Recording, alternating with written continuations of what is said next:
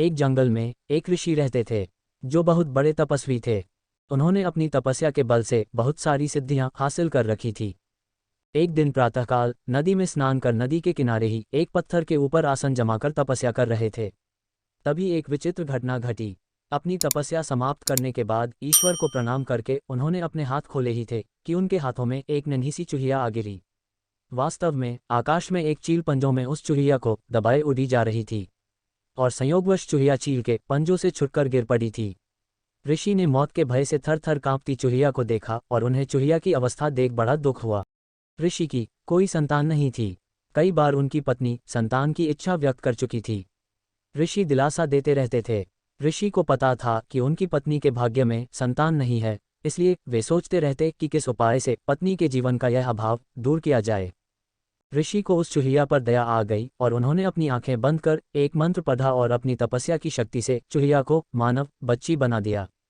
वह उस बच्ची को हाथों में उठाए घर पहुंचे और अपनी पत्नी से बोले, सौभाग्य, तुम सदा संतान की कामना किया करती थी। समझ लो कि ईश्वर ने तुम्हारी प्रार्थना सुन ली और यह बच्ची भेज दी। इसे अपनी पुत्री समझकर इसका लालन पालन करो। ऋषि की पत्नी बच्ची को देखकर बहुत प्रसन्न हुई। बच्ची को अपने हाथों में लेकर चूमने लगी और बोली, कितनी प्यारी बच्ची है, मेरी बच्ची ही तो है ये, इसे मैं अपनी पुत्री की तरह ही पालूंगी। इस प्रकार वह चूहिया मानव बच्ची बनकर ऋषि के परिवार में पलने लगी। ऋषि की पत्नी सच्ची माँ की भांति ही उसको पालने लगी। ऋषि और उनकी पत्नी ने मिलकर बच्ची का नाम कांता रखा। ऋषि भी कांता से पिता की तरह स्नेह करने लगी। धीरे धीरे वे ये भूल गए कि उनकी पुत्री कभी चूहिया थी।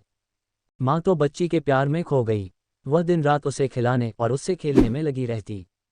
ऋषि अपनी पत्नी को ममता लुटाते देख प्रसन्न होते कि आखिर संतान न होने का उसे दुख नहीं रहा। ऋषि ने स्वयं भी उचित समय आने पर कांता को शिक्षा दी और सारी ज्ञान विज्ञान की बातें सिखाए। समय पंख लगाकर उड़ने लगा। देखते ही देखते माँ का प्रेम तथा ऋषि का स्नेह व शिक्षा प्राप्त करती कांता बढ़ते बढ़ते 16 वर्ष की सुंदर, सुशील व योग्य युवती बन गई।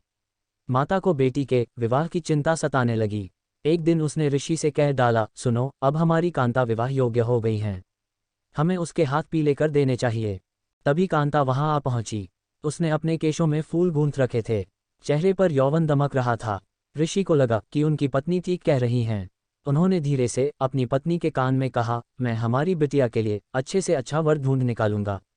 उन्होंने अपने तपोबल से सूर्यदेव का आवाहन किया। सूर्य ऋषि के सामने प्रकट हुए और बोले, प्रणाम मुनिश्री, कहिए आपने मुझे क्यों याद किया, क्या आज्ञा है। ऋषि ने कांता की ओर इशारा करके कहा, यह मेरी बेटी कांता हैं, सर्वगुण सुशील हैं, मैं चाहता हूं कि आप इससे विवाह कर लो। तभी कांता बोली, पिताश्री, ये बहुत गर्म हैं, मेरी तो आंखें चुंधिया रही हैं, मैं इनसे विवाह कैसे करूं, न कभी इनके निकट जा पाऊंगी न देख पाऊंगी। ऋषि ने कांता की ओर देखा और बोले, ठीक हैं, कोई और श्रेष्ठ वर देखते हैं। सूर्यदेव बोले, ऋषिवर, बादल मुझसे श्रेष्ठ हैं, वह मुझे भी ढक लेता है, आप उससे बात कीजिए। ऋषि के बुलाने पर बादल गरजते गरजते और बिजलियां चमकाते प्रकट हुए।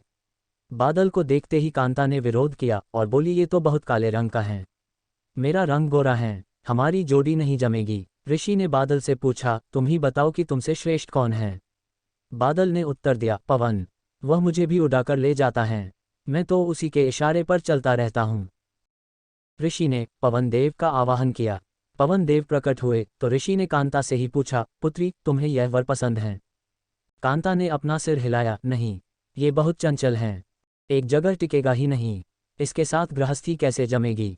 ऋषि की पत्नी भी बोली, हम अपनी बेटी पवन देव को नहीं देंगे, दामाद कम से कम ऐसा तो होना ही चाहिए जिसे हम अपनी आंखों से देख सकें। ऋषि ने पवन देव से पूछा, तुम ही बताओ कि तुमसे श्रेष्ठ कौन है। पवन देव बोले, ऋषिवर, पर्वत मुझसे भी श्रेष्ठ हैं, वह मेरा रास्ता रोक लेता है। ऋषि के बुलावे पर पर्वतराज प्रकट हुए और बोले, ऋषिवर, आपने मुझे क्यों याद किया। ऋषि ने अपनी सारी बातें बताई।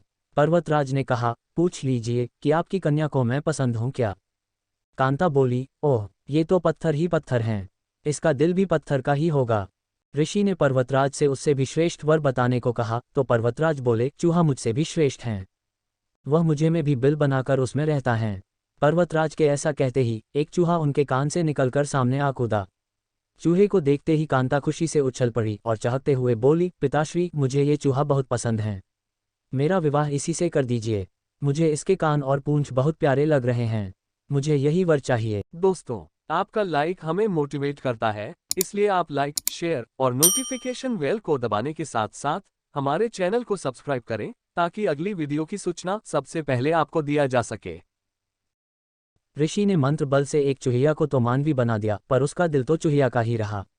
अंततः ऋषि ने कांता को फिर चूहिया बनाकर उसका विवाह चूहे से कर दिया और दोनों को विदा किया।